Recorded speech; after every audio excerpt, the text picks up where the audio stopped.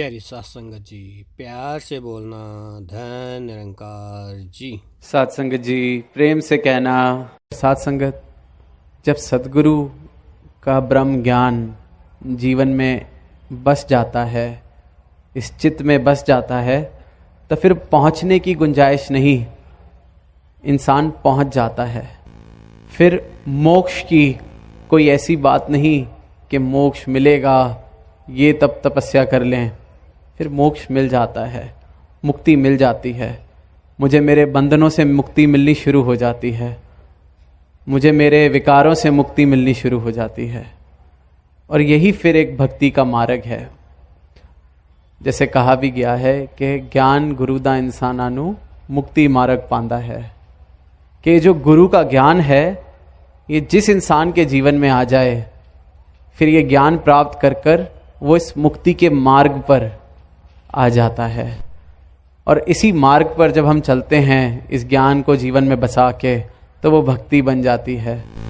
और जिस प्रकार फिर हमारा समर्पण बढ़ता जाता है, जैसे जैसे मेरी मैं मुझ में से खत्म होती जाती है, मैं इस मोक्ष को, इस मुक्ति को प्राप्त करता चला जाता हूँ। धीरे धीरे मेरे बंधन कटने शुरू हो जाते हैं। और साथ संगत सद्गुरु भी यही करते हैं।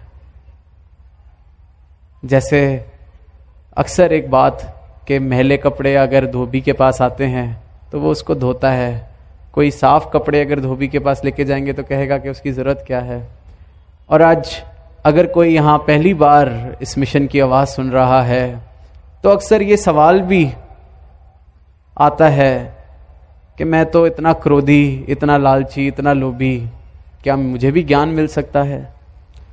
क्या धर्म मेरे लिए भी है? क्या परमात्मा मुझे भी प्राप्त हो सकता है? तो ये सवाल अक्सर हमें इस ब्रह्म ज्ञान से दूर, क्योंकि ये मेरी ही सोच है, मुझे लगता है शायद मुझे कोई पुण्य आत्मा होना पड़ेगा, पहले बड़े पुण्य के काम करने पड़ेंगे, क्योंकि दुनिया में यही सुनते आए हैं कि परमात्मा तो सिर्फ उनको मिल सकता है जो पता नहीं कितनी तपस्या कर लें, कितना कुछ कर लें।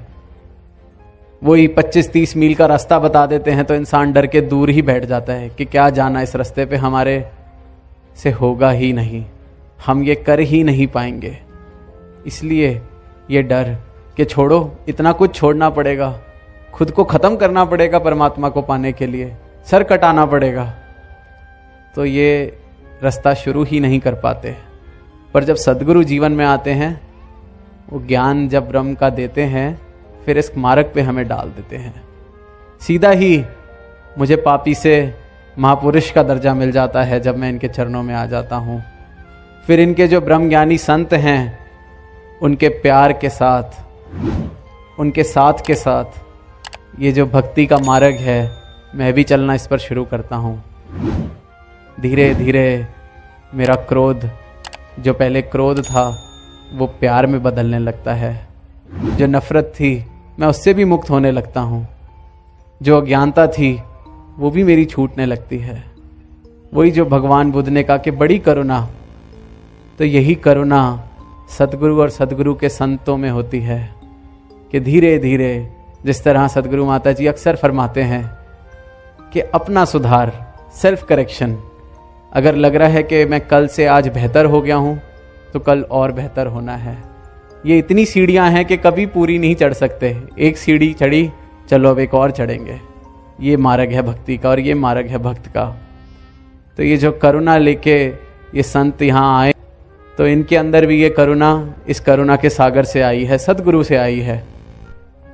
और इनका बस एक ही प्रयास कि हर कोई अपने जीवन का कल्याण कर ले। और कल्याण करना कोई मुश्किल नहीं, चलना तो शुरू करें इस रास्ते पर।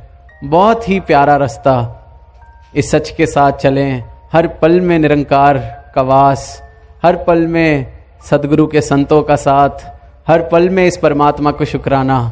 और कैसे फिर मेरा अहंकार कब कहाँ चला जाता है, मेरा इस संसार से मोह कब कहाँ चला जाता है, कब मैं इस परमात्मा के साथ परमात्मा हो जाता हूँ, ये करुणा सद्गुरु करते हैं। साथ संगत जी, प्यार से कहना। प्यारी सात संगत जी, प्यार से बोलना। धन निरंकार।